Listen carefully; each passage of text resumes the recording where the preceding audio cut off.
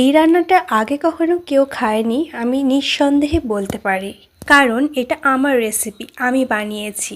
যেখানে রয়েছে বাঙালিয়ানা, সাথে রাজস্থানের একটি সুন্দর ছোঁয়া।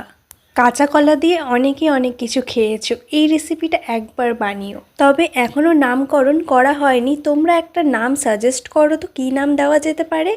তো আমি কিন্তু এখানে কাঁচা কলা দুটো আর দুটো আলু ভালো করে সিদ্ধ করে নিয়েছি। তারপর সেটা ম্যাশ করে সেখানে আদা রসুন বাটা, পেঁয়াজ কুচি, কাঁচা লঙ্কা কুচি এবং 2 চামচ বেসন, অল্প হলুদ গুঁড়ো, লঙ্কা গুঁড়ো, জিরে গুঁড়ো, স্বাদ মতো লবণ দিয়ে এবার সুন্দর করে মেখে নিব।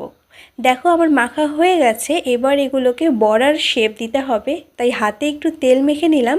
এবার গোল গোল করে বড়ার শেপ দিয়ে দিচ্ছি। এটা তো হয়ে গেল বাঙালিয়ানা। এরপর রাজস্থানের ছোঁয়াটা কিভাবে দিচ্ছি তোমরা এক্ষুনি দেখতে পাবে। তার আগে এই বড়াগুলোকে আমায় ভেজে নিতে হবে। কড়াই চাপিয়ে দিয়েছি, এবার দিয়ে দিলাম সর্ষের তেল। ওই যে বললাম আমি কিন্তু বাঙালিয়ানাতে করেছি রান্নাটা, কিন্তু তার সাথে রাজস্থানি ছোঁয়াও রয়েছে।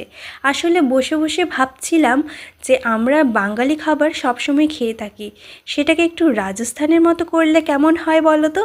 তো দেখো কিভাবে করছি। এইবার হচ্ছে মেইন উপকরণ, যেটা দিয়ে রাজস্থানি ছোঁয়া থাকছে। তো লাগছে 2 চামচ বেসন, তাতে আমি 2 কাপ মতো দুধ মিশিয়ে দিলাম। এবার সেই বেসনটা দুধে মিশিয়ে নিয়ে হলুদ গুঁড়ো, লবণ আর জিরে গুঁড়ো মিশিয়ে দিলাম।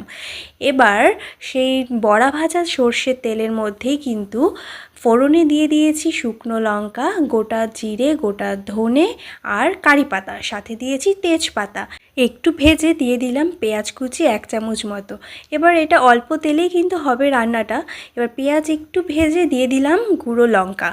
তো গুঁড়ো লঙ্কা দিয়ে সাথে আদা রসুন বাটা দিলাম। যেহেতু মশলাটা শুকিয়ে যাচ্ছে একটু জল দিয়ে দিলাম।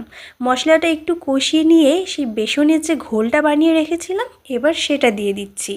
বেসনের ঘোলটা যেহেতু ঘন হয়েছে তো আমি এখানে জল দিচ্ছি। প্রায় এখানে আমি 3 থেকে 4 কাপ মতো জল দিয়েছি।